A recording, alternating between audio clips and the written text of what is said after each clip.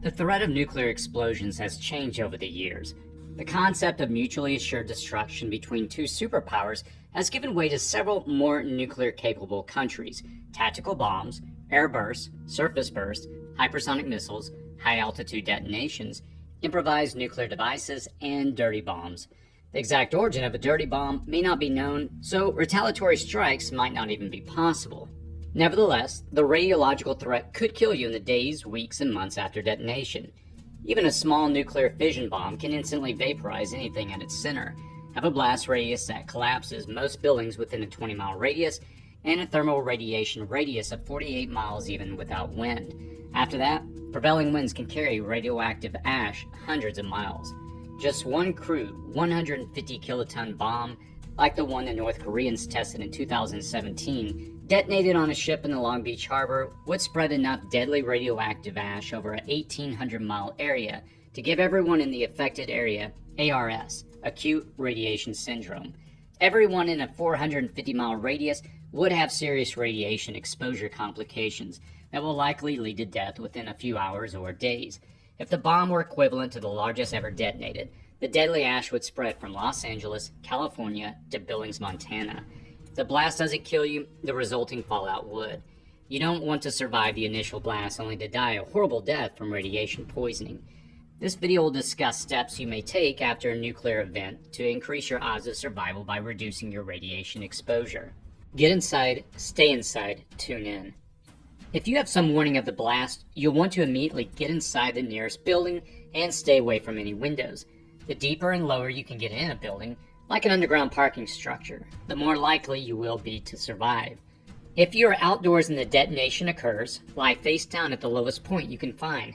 If you're in your vehicle, get to the floorboard. After the shockwave passes, get inside the nearest shelter location. Avoid touching your eyes, your nose, or your mouth.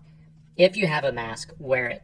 If you can cover your mouth with a cloth or a towel when you are outside, do so. Understand that your clothes are likely contaminated and will need to be disposed of as soon as possible. You'll also need to wash down as quickly as possible to remove any radiation from your skin.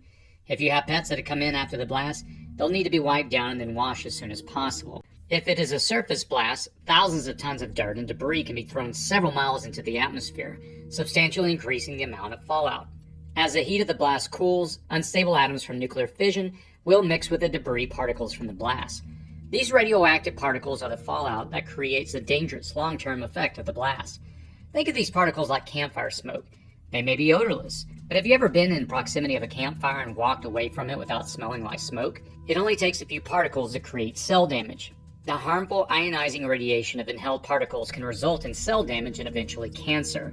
Lesions and radiation burns may erupt on the skin in areas where fallout particles have settled.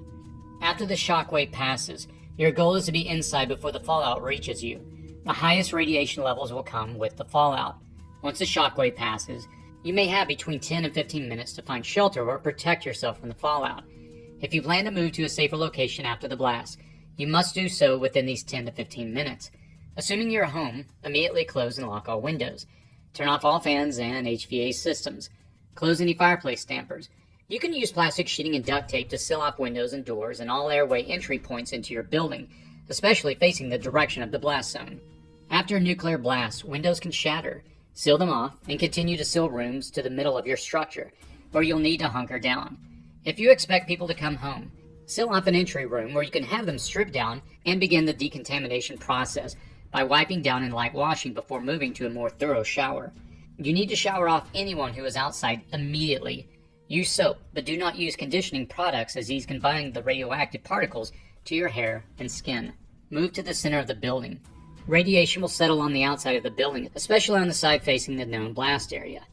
If you have a basement, that is the safest bet for you to be. If your structure is damaged or someone's need for medical attention is great, you ideally want to stay inside for the first hour.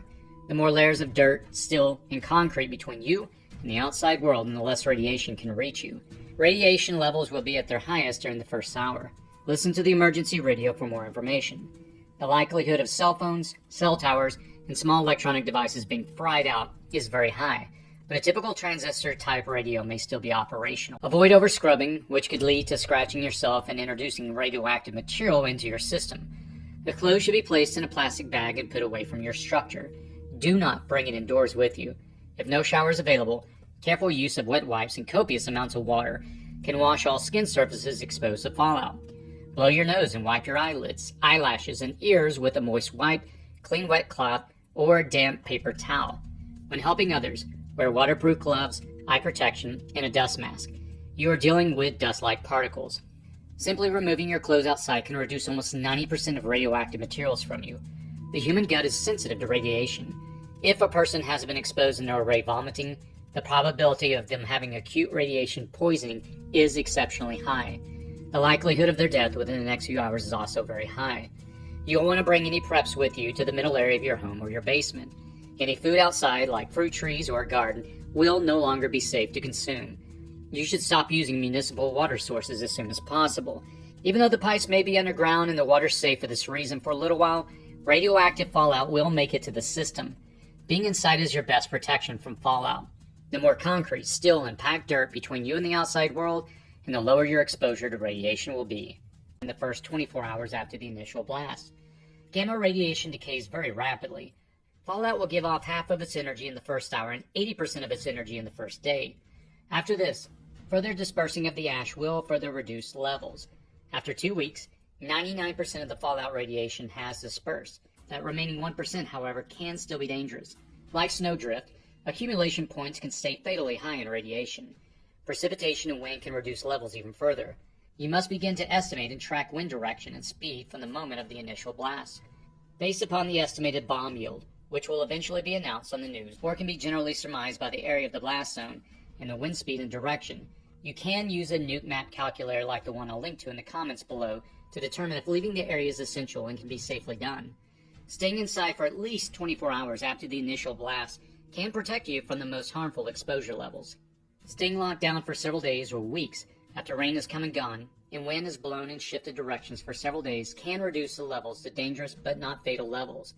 The best option is to hunker down indoors for as long as possible.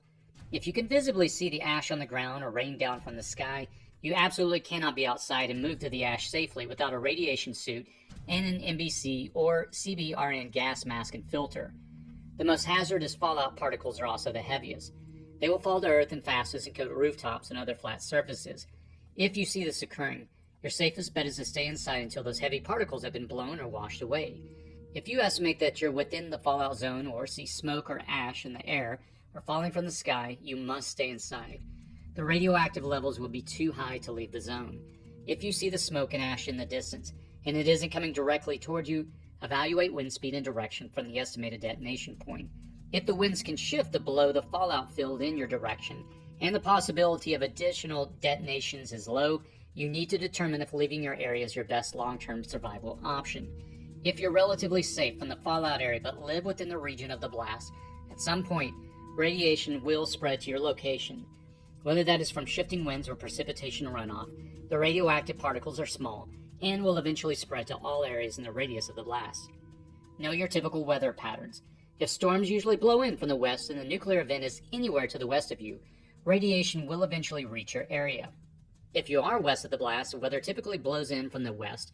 Shifting winds and precipitation runoff may eventually bring radioactive fallout to your area. Still, most of it will be moving further west and away from you.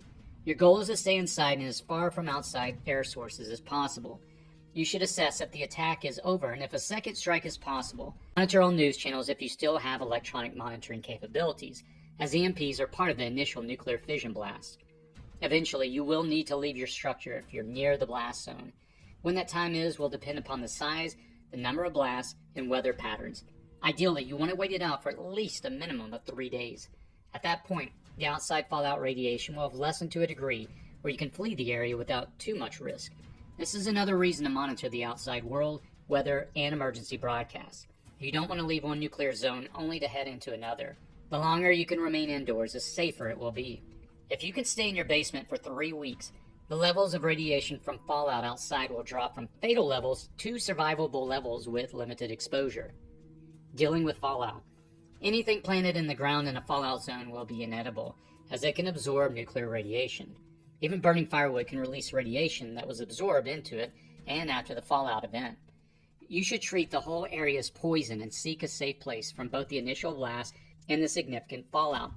If there isn't an option, rebuilding and creating a safe zone with reduced radiation levels will be difficult, but not impossible. Removing the top layer of dirt can provide you with a reduced radiological area for growing. Planting sunflowers and then pulling the mature plants up by the root and disposing them away from your site will remove radiation from the water, the earth, and air and sequester it from the plant biomass. That's also why you don't want to eat the seeds or burn the stalks.